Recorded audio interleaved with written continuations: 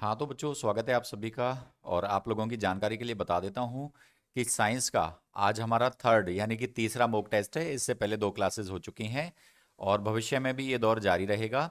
और सभी बच्चों के लिए इन सभी क्वेश्चंस की पीडीएफ फाइल्स भी उपलब्ध हैं। उसके बारे में वीडियो के एंड में आप लोगों को पता चलेगा।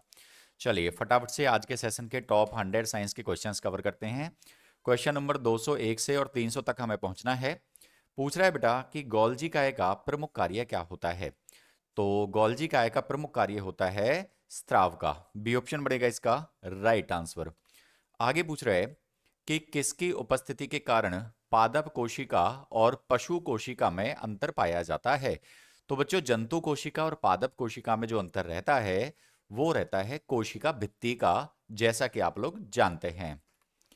नेक्स्ट पूछ रहा है कि कौन सा अंगक प्राय जंतु कोशिका में उपस्थित नहीं रहता है। यानी कि कौन सा अंग ऐसा है जो जंतु कोशिका में नहीं पाया जाता। तो राइट आंसर बन जाएगा इसका लवक। आप लोगों की जानकारी के लिए बता देता हूं कि सुबह 6:30 बजे से हर रोज सुबह 6:30 बजे से जीएस के यानी कि साइंस के टॉप 100 क्वेश्चंस का लाइव टेस्ट चलता है इसी चैनल पर। और शाम को 7:30 बजे, बच्चों सुबह का नहीं बता रहा हूं, ये शाम का है। शाम को 7:30 बजे से जीके के टॉप 100 क्वेश्चंस का लाइव टेस्ट चलता है। तो सभी बच्चे दोनों ही सेशंस में जरूर जुड़ें। हर वीडियो का नोटिफिकेशन टाइम से पाने के लिए चैनल को सब्सक्राइब कर लें अभी, और बेल आइकन को भी ऑल नोटिफिकेशन पर सेट कर लें। और जिन बच्चों को क्वेश्चंस अच्छे लग रहे हैं वो बच्चे अंगूठे का निशान दबाकर वीडियो को लाइक करके गुरु दक्षिणा जरूर दें। नेक्स्ट क्वेश्चन पूछ रहा है बेटा, निम्न में से कौन सा कोशिकांग डीएनए रखता है। तो राइट आंसर हो जाएगा इसका माइटोकॉन्ड्रिया। यानी कि माइटोकॉन्ड्रिया जो रहता है वो डीएनए में रहता है। आगे पूछा जा रहा है कि कोशिका व आणविक जीव विज्ञान केंद्र कहाँ स्थित है। कोशिका एवं आणविक जीव विज्ञान केंद्र कहां पर स्थित है। राइट आंसर है इसका हैदराबाद। पूछ रहा है कि जीव द्रव्य शब्द का प्रयोग सर्वप्रथम किसने किया था। तो जीव द्रव्य शब्द का प्रयोग सर्वप्रथम किया था पुरकिंजे नामक साइंटिस्ट ने। पूछ रहा है कि कोशिका की क्रियात्मक गतिविधियां किसके द्वारा नियंत्रित होती हैं। कोशिका की क्रियात्मक गतिविधियां किसके द्वारा नियंत्रित होती हैं। केंद्रक के द्वारा नियंत्रित होती हैं। राइट आंसर बढ़ जाएगा बी ऑप्शन। फटाफट से वीडियो को लाइक कर देंगे गुरुदक्षिणा के रूप में। चैनल को सब्सक्राइब करके बेल आइकन को ऑल नोटिफिकेशन पर सेट कर लेंगे, जिससे कि हर रोज की क्लास आप लोगों को टाइम से मिलती रहे। जो बच्चे नोट्स लेना चाहते हैं वो बच्चे स्क्रीन पर चल रहे नंबर पर व्हाट्सएप के माध्यम से अपना मैसेज छोड़ सकते हैं। बार बार मैसेज या कॉल ना करें, ठीक है, वरना नंबर आपका ऑटोमेटिकली ब्लॉक हो जाता है। एक बार मैसेज करके छोड़ दें और अपनी बारी का इंतजार करें। 3 से 5 घंटे में हमारी टेक्निकल टीम आप लोगों को रिप्लाई कर देती है और आपको सॉल्यूशन बता दिया जाता है। आगे पूछ रहा है बेटा कि जीव द्रव्य जीवन का भौतिक आधार है, यह किसका कथन है। तो जीव द्रव्य जो रहता है वो जीवन का भौतिक आधार माना गया है, ऐसा कहना है हक्सले नामक वैज्ञानिक का। 209 पूछ रहा है आपसे, फूलों और बीजों को विभिन्न प्रकार के आकर्षक रंग कौन प्रदान करता है। तो राइट आंसर हो जाएगा इसका क्रोमोप्लास्ट। फूलों और बीजों को विभिन्न प्रकार का जो कलर मिलता है, रंग मिलता है, वो क्रोमोप्लास्ट के कारण मिल पाता है। पत्तियों को हरा रंग कौन प्रदान करता है। तो आप लोग जानते हैं क्लोरोप्लास्ट हो जाएगा सही जवाब। पूछ रहा है कि कोशिका की आत्महत्या की थैली किसे कहा जाता है। तो प्यारे बच्चों, लाइजोसोम्स को कोशिका की आत्महत्या की थैली माना जाता है। आपने ये क्वेश्चन पढ़ भी रखा होगा। पूछ रहा है कि कोशिका के जीवन का भौतिक आधार क्या है। तो बच्चों, कोशिका के जीवन का भौतिक आधार है protoplasm. D option is absolutely correct. फटाफट से आगे बढ़ेंगे। कह रहा है कि न्यूक्लियस की खोज सर्वप्रथम किसने की थी। तो आप लोगों की जानकारी के लिए बता देता हूं कि न्यूक्लियस की खोज सर्वप्रथम की थी ब्राउन नामक वैज्ञानिक ने। ए ऑप्शन बन जाएगा राइट आंसर।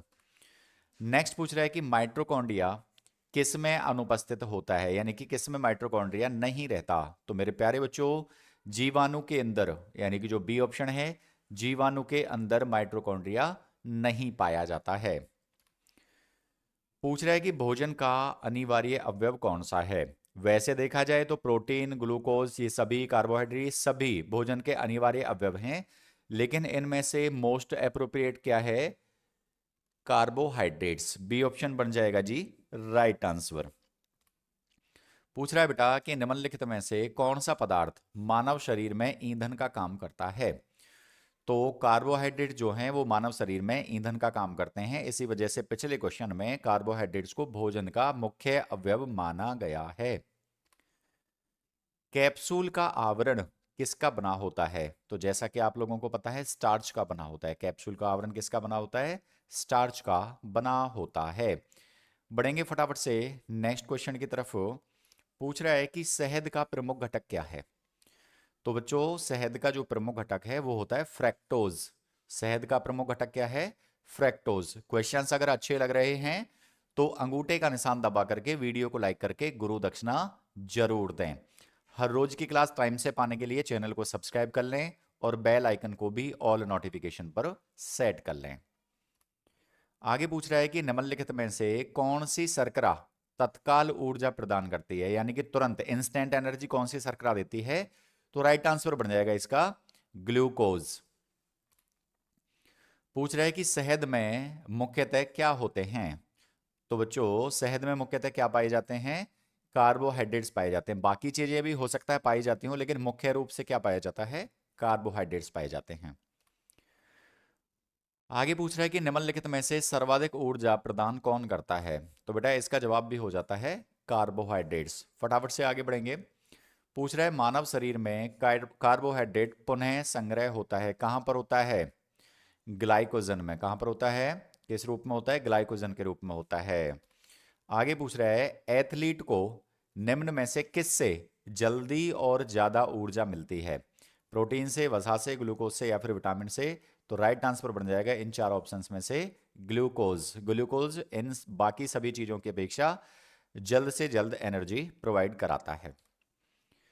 पूछ रहा है बच्चों कि शरीर में उत्तकों का निर्माण किससे होता है। तो उत्तकों का निर्माण होता है मेरे प्यारे बच्चों प्रोटीन से। उत्तकों का निर्माण किससे होता है? प्रोटीन से होता है, ध्यान में रखना। एंजाइम मूल रूप से क्या होते हैं? तो आपने पढ़ भी रखा होगा कि एंजाइम्स जो रहते हैं वो क्या रहते हैं? प्रोटीन रहते हैं। All proteins are enzymes but all enzymes are not protein. ठीक है, ध्यान में रखिएगा। पूछ रहा है कि सोयाबीन में प्रोटीन का प्रतिशत कितना होता है। सोयाबीन में प्रोटीन का प्रतिशत कितना रहता है? 42% रहता है। प्रोटीन की मात्रा जो रहती है सोयाबीन में, यानी कि सोयाबीन का अगर एक दाना है या 100 ग्राम आप सोयाबीन लें, अगर 100 ग्राम आप सोयाबीन लेते हैं तो उसमें से 42% भाग जो रहेगा वो क्या रहेगा? प्रोटीन रहेगा। नेक्स्ट क्वेश्चन पूछ रहे हैं आपसे किस में प्रोटीन नहीं पाया जाता। इन चार ऑप्शंस में से बताना बेटा। दाल में प्रोटीन होता है, दूध में होता है, मांस में होता है, चावल में प्रोटीन नहीं होता है। ए ऑप्शन बन जाएगा हमारे क्वेश्चन का सही और सटीक जवाब। फटाफट से सभी बच्चे वीडियो को लाइक कर देंगे अंगूठे के निशान दबा करके। कमेंट करते रहिए, आप लोगों का हमें पता पड़ जाए कितने पानी में है आप लोग, किस बच्चे की कितनी तैयारी है। नेक्स्ट क्वेश्चन पूछ रहा है कि निम्नलिखित में से किस में प्रोटीन का सबसे अधिक स्रोत पाया जाता है। इन चार ऑप्शंस में से बताना है बेटा कि सबसे ज्यादा प्रोटीन इन चारों में से किस में पाया जाता है। तो राइट आंसर बन जाता है आपका सोयाबीन। बिल्कुल भी टाइम खराब ना करते हुए फटाफट से आगे बढ़ेंगे। पूछ रहा है कि शाकाहारी अधिकतम प्रोटीन कहाँ से पाते हैं। दालों से, सब्जियों से, दूध से या फिर इन सभी से? तो बेटा सबसे अधिक प्रोटीन पाया जाता है दालों में, शाकाहारियों के लिए। ठीक है, आगे पूछ रहा है कि मानव शरीर में वसा कहाँ जमा होती है। मानव शरीर में वसा कहाँ पर जमा होती है? तो मानव शरीर में वसा जमा होती है वसा उत्तक में। सी ऑप्शन हो जाएगा सही और सटीक जवाब। ऐसे ही सुपरफास्ट स्पीड से रिवीजन करने के लिए हर रोज सुबह 6:30 बजे से साइंस का सेशन चलता है और शाम को 7:30 बजे से जीके का सेशन चलता है। दोनों ही सेशन में हर बच्चा जरूर जुड़े और बिल्कुल पेपर के मतलब के क्वेश्चन ही हम लोग कवर कराते हैं। फालतू का कोई भी क्वेश्चन हमारे लाइव टेस्ट में आप लोगों को देखने को नहीं मिलेगा। पूछ रहा है बेटा कि विटामिन शब्द किसने प्रतिपादित किया था। विटामिन शब्द किसने प्रतिपादित किया था? राइट आंसर बन जाता है फंक ने। विटामिन शब्द किसने प्रतिपादित किया था? फंक नामक वैज्ञानिक ने। पूछा जा रहा है कि निम्नलिखित में से किस में ऊर्जा प्राप्त नहीं होती है, किससे ऊर्जा प्राप्त नहीं होती है। तो विटामिन में कोई भी ऊर्जा नहीं पाई जाती है। विटामिन जो होते हैं वो एनर्जी का सोर्स नहीं होते हैं। ए ऑप्शन बन जाएगा राइट आंसर। पूछा जा रहा है कि निम्नलिखित में से किसे रक्षात्मक पदार्थ कहा जाता है। तो बच्चों विटामिन में जो है ऊर्जा तो नहीं मिलती है, लेकिन रक्षात्मक पदार्थ हमारे विटामिन से ही रहते हैं हमारी बॉडी के लिए। सी ऑप्शन है इसका भी सही जवाब। पूछ रहा है कि गाजर किस विटामिन का समृद्ध स्रोत है, यानी कि गाजर में कौन सा विटामिन भरपूर मात्रा में पाया जाता है। तो vitamin A, option A vitamin A. Vitamin A जो है गाजर में भरपूर मात्रा में मिलता है। नेक्स्ट पूछ रहा है कि मानव शरीर विटामिन ए कहाँ संचित रखता है। यकृत में, तिल्ली में, उदर में या आमाशय में। तो राइट आंसर बनेगा जी विटामिन ए का संग्रहण कहां पर होता है, यकृत में होता है। पूछ रहा है कि रतौंधी का मुख्य कारण किस विटामिन की कमी होती है, यानी कि कौन से विटामिन की कमी से रतौंधी नामक रोग होता है। तो इसका जवाब भी होता है प्यारे बच्चों विटामिन ए। थायमिन क्या है, vitamin A one, vitamin B one, vitamin B two या फिर विटामिन सी। तो बच्चों थायमिन जो रहता है वो रहता है विटामिन बी1। विटामिन बी1 को थायमिन कहा जाता है। आगे पूछा जा रहा है कि विटामिन सी का रासायनिक नाम क्या है। विटामिन सी का रासायनिक नाम क्या है। करेक्ट आंसर बन जाएगा एस्कॉर्बिक अम्ल। विटामिन सी का रासायनिक नाम क्या है बच्चों, एस्कॉर्बिक अम्ल। डी ऑप्शन बनेगा सही और सटीक जवाब। भाई चैनल को सब्सक्राइब कर लें सभी साथी एक बार, और बेल आइकन को भी ऑल नोटिफिकेशन पर सेट कर लें, जिससे कि हर रोज सुबह 6:30 बजे से चलने वाली जो जीएस के टॉप 100 क्वेश्चंस की क्लास है उसका नोटिफिकेशन भी आपको मिले। और बच्चों शाम को 7:30 बजे से जो जीके के टॉप 100 क्वेश्चंस चलते हैं उनकी क्लास भी टाइम से आपको मिले, ठीक है। और हर बच्चे के लिए पीडीएफ नोट्स उपलब्ध हैं इन सभी क्वेश्चंस के, जितने भी सेशन अब तक हो चुके हैं और जो भी भविष्य में होने हैं। अगर आपने पिछले सेशन नहीं देखे हैं तो आप चैनल पर जाकर के प्लेलिस्ट में पूरी साइंस की जो सीरीज है उसकी वीडियोस को देख सकते हैं, प्रैक्टिस कर सकते हैं, और जहां जहां आपकी कमियां हैं उन कमियों को आप पूरा कर सकते हैं। अगले क्वेश्चन पर बढ़ेंगे। पूछ रहा है कि किसी सब्जी से प्राप्त नए होने वाला विटामिन कौन सा है। Vitamin A one, vitamin B one, vitamin D या फिर विटामिन ई।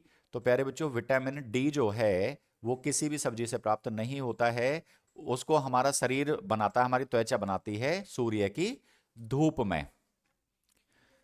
पूछा जा रहा है कि प्रातःकालीन धूप में मानव शरीर में कौन सा विटामिन उत्पन्न होता है। यही था पिछला सवाल भी। विटामिन डी जो है बेटा वो धूप में हमारी त्वचा द्वारा निर्मित किया जाता है। पूछ रहा है कि मनुष्य लोहा किससे प्राप्त करता है, दूध से, मछली से, पालक से या फिर पनीर से। तो बच्चों हरे पत्तेदार जो भी सब्जियां रहती हैं उनसे हमें आयरन प्राप्त होता है, यानी कि लोहा मिलता है। तो पालक हो जाएगा सही जवाब। पूछ रहा है कि मानव शरीर में औसतन ऑक्सीजन का तत्व कितना प्रतिशत होता है। तो बच्चों मानव शरीर में औसतन ऑक्सीजन का जो तत्व पाया जाता है वो कितना रहता है, 50%। आगे पूछ रहा है कि निम्नलिखित में से कौन सा आयोडीन का सर्वोत्तम स्रोत है, यानी कि आयोडीन सबसे अच्छी मात्रा में किसमें मिलता है, मूली में, सेम में, शैवाल में या फिर इन सभी में। तो बच्चों आयोडीन का जो अच्छा स्रोत होता है वो क्या रहता है, शैवाल। पूछ रहा है कि मछलियों के यकृत के तेल में किसकी प्रचुरता होती है।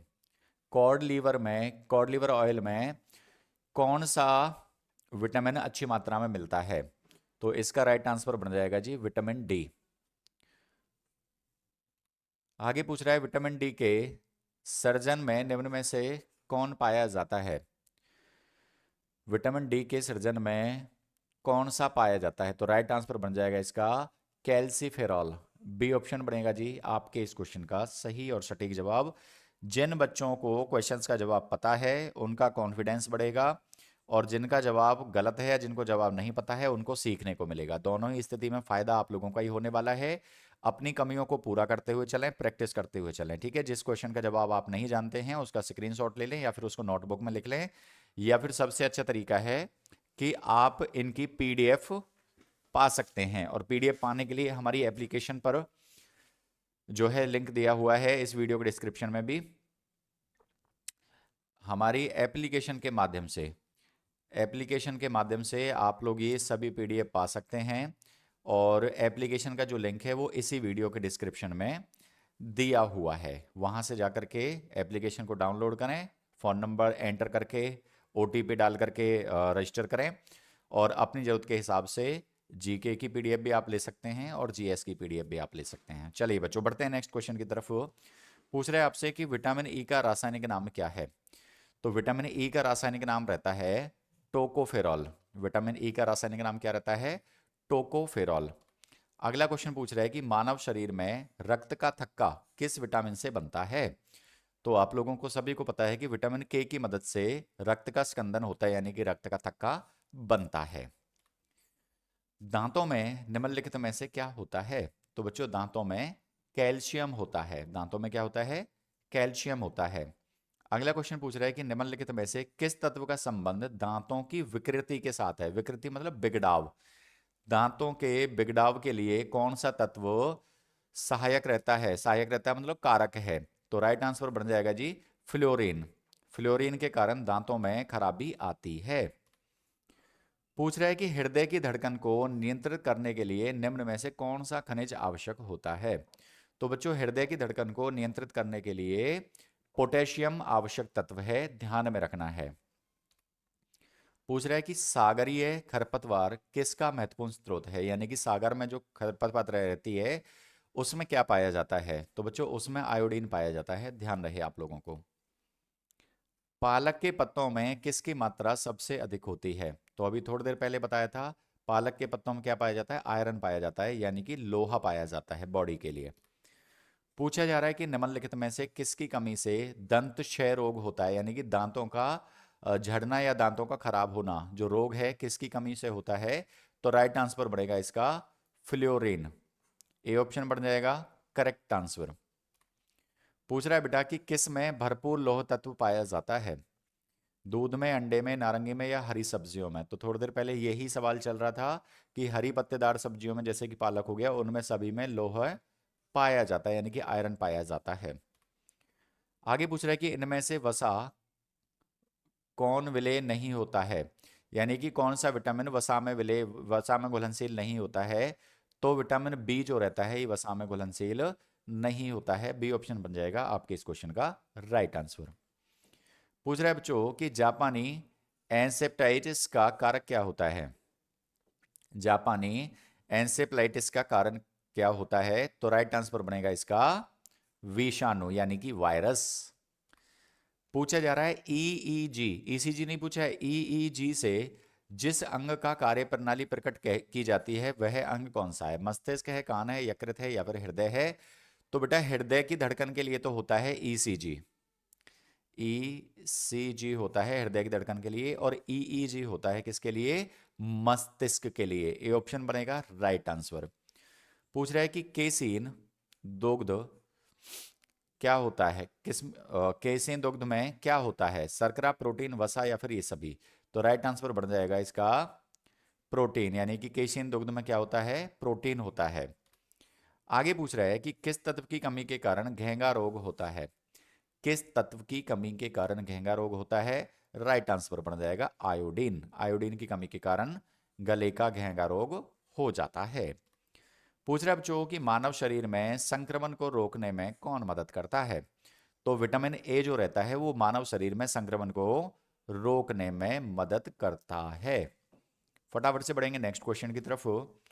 पूछ रहा है कि निम्नलिखित में से कौन सा रोग रक्तदान द्वारा नहीं फैलता है। निम्नलिखित में से कौन सा रोग, ये रक्तदान है, कौन सा रोग रक्तदान के द्वारा नहीं फैलता है। तो राइट आंसर बन जाएगा इसका टाइफाइड, क्योंकि टाइफाइड जो रोग है वो रक्त से रिलेटेड नहीं है। आगे पूछ रहा है बेटा कि कैंसर के उपचार के लिए प्रयुक्त रेडियो आइसोटॉप कौन सा है। तो CO60 जो है ये रेडियो आइसोटॉप कैंसर के इलाज के लिए उपयुक्त माना गया है।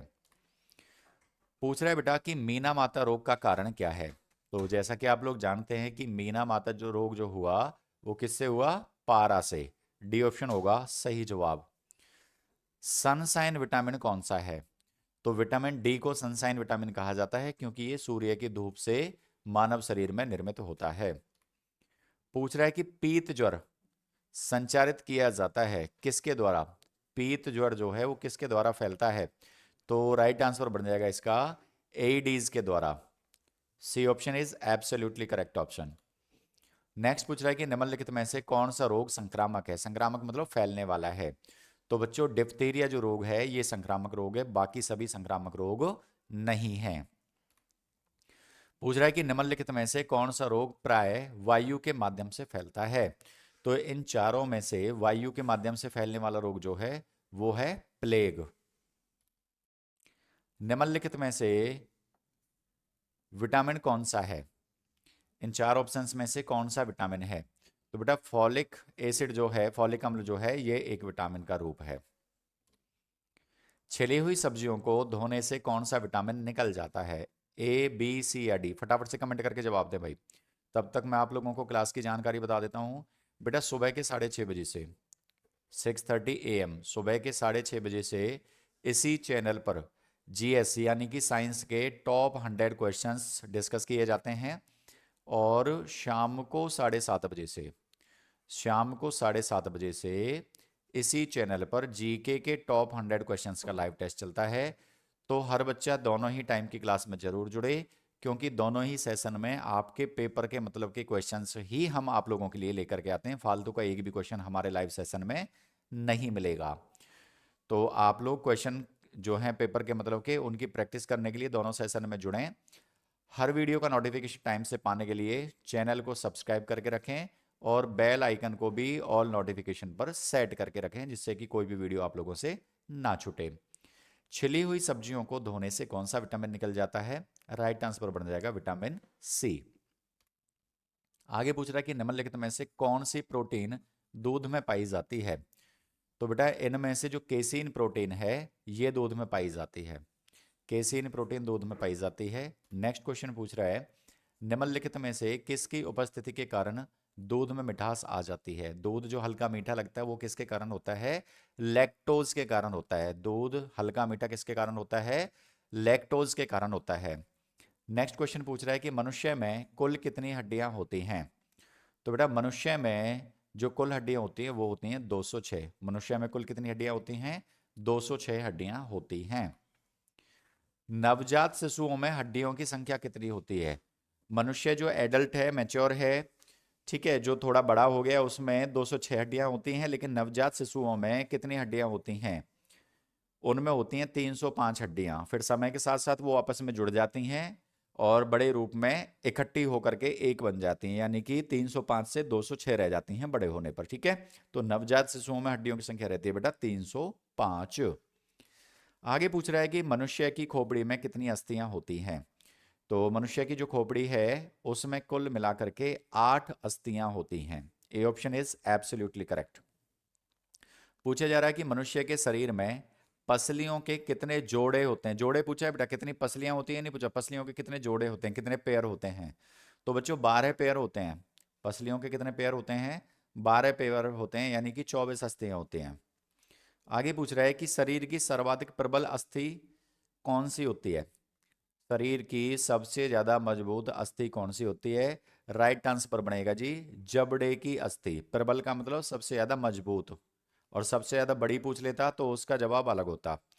मानव शरीर की सबसे छोटी हड्डी कौन सी है? तो ये है स्टेपिस। मानव शरीर की सबसे छोटी हड्डी कौन सी है? स्टेपिस। और सबसे लंबी सबसे बड़ी हड्डी कौन सी है प्यारे बच्चों? ये है जी फीमर। मानव शरीर की सबसे लंबी अस्थि कौन सी है? फीमर। पूछा जा रहा है कि निम्नलिखित में से कौन सा मानव के पैर की हड्डी नहीं है? तो प्यारे बच्चों जो टीबिया है, फिबुला है, फीमर है, ये पैर की हड्डी हैं। जो ह्यूमरस है ये पैर की हड्डी नहीं है, और जो पैर की हड्डी नहीं है वही हमारे क्वेश्चन का राइट आंसर है। भाई क्वेश्चंस अगर अच्छे लग रहे हो तो गुरु दक्षिणा के रूप में अंगूठे का निशान दबा करके वीडियो को लाइक जरूर कर दें। पूछ रहा है बेटा आगे कि मनुष्य के शरीर में पैर की जो हड्डी है वो कैसी होती है? खोखली होती है, कीलक होती है, सरंध्री होती है, या ठोस होती है? तो राइट आंसर बन जाएगा इसका खोखली होती है। मनुष्य के शरीर में पैर की हड्डी कैसी होती है? खोखली होती है। पूछ रहा है कि टीबिया नामक हड्डी किस में पाई जाती है? तो टीबिया नामक जो हड्डी है वो किस में पाई जाती है? टांग में, यानी कि पैर में पाई जाती है। मानव शरीर के किस अंग की हड्डी सबसे लंबी होती है? तो बच्चों जांग की, यानी कि जो फीमर है, जांग की हड्डी, वो सबसे लंबी मिलती है मनुष्य के शरीर में। पूछा जा रहा है कि मनुष्य के जीवन काल में कितने दांत 2 बार विकसित होते हैं? कुल 32 दांत बताए गए हैं, तो उनमें से कितने दांत ऐसे हैं जो 2 बार विकसित होते हैं? तो राइट आंसर बनेगा बेटा 20। 32 में से 20 दांत 2 बार विकसित होते हैं, बाकी 1 बार ही उगते हैं बाद में। पूछा जा रहा है कि मानव शरीर में पाचन का अधिकांश भाग किस अंग में संपन्न होता है? तो पाचन जो होता है उसका अधिकांश भाग किस में होता है जी? छोटी आंत में। पाचन किस में होता है? छोटी आंत में। आगे पूछ रहा है बेटा, मानव तंत्र में निम्नलिखित में से कौन सा एक पाचन एंजाइम नहीं है? कौन सा एक पाचन एंजाइम नहीं है? तो ट्रिप्सिन, पेप्सिन, टाइलिन ये पाचन एंजाइम है, और गैस्ट्रिन जो है ये पाचन एंजाइम नहीं है। डी ऑप्शन बनेगा एब्सोल्युटली करेक्ट ऑप्शन। पूछ रहे हैं कि मानव हार्मोनों में से कौन सा रक्त कैल्शियम और फास्फेट को विनियमित करता है? रक्त में कैल्शियम और फास्फेट को नियमित करने वाला हार्मोन कौन सा है? तो राइट आंसर है इसका परावुट हार्मोन। कौन सा है जी? परावुट हार्मोन, जो रक्त में कैल्शियम और फास्फेट को नियंत्रित करता है। आगे पूछ रहा है बेटा कि मानव की पाचन नली लगभग कितने फीट लंबी होती है? तो मनुष्य की जो पाचन नली है वो लगभग 32 फीट लंबी होती है। डी ऑप्शन हो जाएगा सही जवाब। एक बार सभी साथी मेरे कहने से गुरु दक्षिणा के रूप में वीडियो को लाइक कर दें भाई, अंगूठे का निशान दबा करके वीडियो को लाइक ज़रूर कर दें। जो साथी नए हैं, पहली बार वीडियो पर आए हैं, इस तरह के चुनिंदा क्वेश्चंस पाने के लिए हमारे चैनल को सब्सक्राइब करके रखें और बेल आइकन को ऑल नोटिफिकेशन पर सेट कर दें, जिससे कि हर रोज़ सुबह 6:30 बजे और शाम को 7:30 बजे दोनों ही क्लास का नोटिफिकेशन टाइम से आप लोगों के मोबाइल फ़ोन पर मिलता रहे। आगे पूछ रहे हैं बच्चों कि मुख में मंड का शर्करा में पाचन किसके द्वारा होता है? तो बच्चों मंड का शर्करा में जो पाचन होता है वो किसके द्वारा होता है? टाइलिन के द्वारा होता है। ए ऑप्शन बनेगा एब्सोल्युटली करेक्ट। पूछ रहा है कि पाचन तंत्र का हिस्सा कौन सा नहीं है? तो बच्चों इनमें से कार्निया जो है वो पाचन तंत्र का हिस्सा नहीं है। यकृत, आंत और पित्ताशय ये पाचन तंत्र से जुड़े हुए हिस्से हैं। पूछ रहा है कि दुग्ध प्रोटीन को पचाने वाला एंजाइम कौन सा है? दुग्ध प्रोटीन को पचाने वाला एंजाइम कौन सा है? राइट आंसर बनेगा इसका रेनिन। दुग्ध प्रोटीन को पचाने वाला एंजाइम कौन सा है? रेनिन। आगे पूछ रहा है बेटा कि अधिकतम पोषक तत्व रक्त में कहाँ से अवशोषित किए जाते हैं? अधिकतम पोषक तत्व रक्त में कहाँ से अवशोषित किए जाते हैं? तो राइट आंसर बनेगा इसका छोटी आंत से। कहाँ से होते हैं? छोटी आंत से, ध्यान में रखना है। पूछ रहा है कि लार में कौन सा एंजाइम पाया जाता है? बताइए फटाफट से कमेंट करके। लार में कौन सा एंजाइम पाया जाता है? तो बच्चों लार में पाया जाता है टाइलिन नामक एंजाइम। लार में कौन सा एंजाइम मिलता है? टाइलिन। पूछ रहा है कि पेट में भोजन को पचाने के लिए निम्नांकित में से किसकी खास आवश्यकता होती है? इनमें से सबसे ज्यादा जरूरी चीज कौन सी है भोजन को पेट में पचाने के लिए? तो बच्चों एंजाइम जो है वो सबसे जरूरी चीज है भोजन को पेट के अंदर पचाने के लिए, ध्यान में रखना है। कभी पानी या हवा या खनिज बता दो। पूछ रहा है कि मुख से निकली लार किसका पाचन करती है? प्रोटीन का, विटामिन का, स्टार्च का या वसा का? तो मुख से निकली हुई लार किसका पाचन करती है बच्चों? स्टार्च का पाचन करती है। सी ऑप्शन बनेगा एब्सोल्युटली करेक्ट आंसर। पूछ रहा है कि निम्नलिखित में से किस अम्ल की उपस्थिति मानव पेट में होती है? तो आप लोगों को जैसा कि पता है कि HCl हाइड्रोक्लोरिक अम्ल जो रहता है, हाइड्रोक्लोरिक एसिड जो रहता है, उसकी उपस्थिति मानव शरीर में, मानव के पेट में होती है पाचन के लिए। आगे पूछ रहा है बेटा कि प्रोटीन का पाचन कहाँ से प्रारंभ होता है? तो प्रोटीन का जो पाचन है वो उदर से प्रारंभ होता है, यानी कि मनुष्य के पेट से प्रारंभ होता है। पूछा जा रहा है कि पाचन क्रिया में प्रोटीन निम्नलिखित में से किस पदार्थ में बदल जाते हैं? यानी कि जब पाचन होता है तो प्रोटीन बदल करके क्या बन जाते हैं? राइट आंसर बन जाएगा जी इसका अमीनो एसिड, यानी कि अमीनो अम्ल। बी ऑप्शन हो जाएगा एकदम सही और सटीक जवाब। बेटा क्वेश्चंस अगर अच्छे लग रहे हो तो वीडियो को लाइक कर देंगे अंगूठे का निशान दबा करके। जो बच्चे पहली बार वीडियो पर आए हैं चैनल को सब्सक्राइब कर लें, बेल आइकन को ऑल नोटिफिकेशन पर सेट कर लें, जिससे कि हर रोज की क्लास टाइम से आप लोगों को मिलती रहे। और अभी थोड़ी देर में 3 क्वेश्चन के बाद में बताने वाला हूं कि इन क्वेश्चंस की पीडीएफ आप लोग कैसे प्राप्त कर सकते हैं। आगे पूछ रहा है बेटा बेटा कि पचे हुए भोजन में मौजूद विषैले पदार्थ को कौन सा अंग चूषण करता है। भोजन में मौजूद विषैले पदार्थों का चूषण कौन सा अंग करता है, बताइए। अग्नाशय करता है, यकृत करता है, अमाशय करता है या फिर वृक्क करता है। तो राइट आंसर बनेगा प्यारे बच्चों इसका यकृत। ठीक है, भोजन में मौजूद विषैले पदार्थों का चूषण कौन करता है, हमारा यकृत करता है। पूछ रहा है कि पित्त निम्न में से किसके द्वारा पैदा किया जाता है। तो बच्चों यकृत के द्वारा पित्त पैदा किया जाता है। आज के सेशन का आखिरी सवाल, पित्त कहाँ जमा होता है, ग्रहणी में, पित्ताशय में, प्लीहा में या फिर यकृत में। तो इकट्ठा कहाँ पर होता है, पित्ताशय में। जनरेट किसके द्वारा किया जाएगा, पैदा किसके द्वारा किया जाएगा, यकृत के द्वारा। और इकट्ठा कहाँ पर होगा, पित्ताशय में इकट्ठा होगा। ठीक है, ध्यान में रखना है।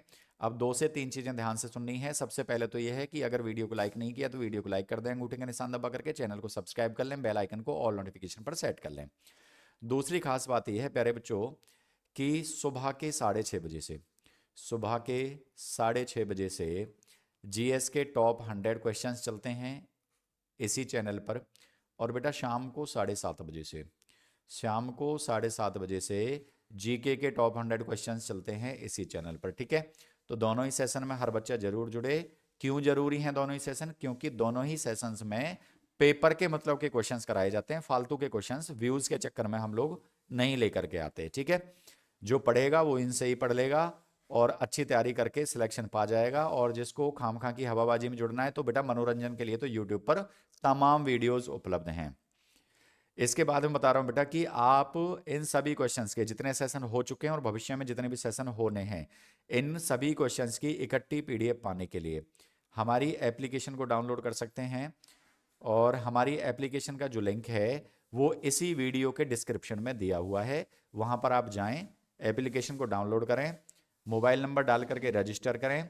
और रजिस्टर करते ही आप लोग अपनी ज़रूरत के हिसाब से पीडीएफ नोट्स साइंस के चाहे जीके के आप लोग ले सकते हैं। चलिए मिलते हैं नेक्स्ट वीडियो में नए क्वेश्चंस के साथ में। तब तक के लिए जय हिंद, जय भारत, वंदे मातरम।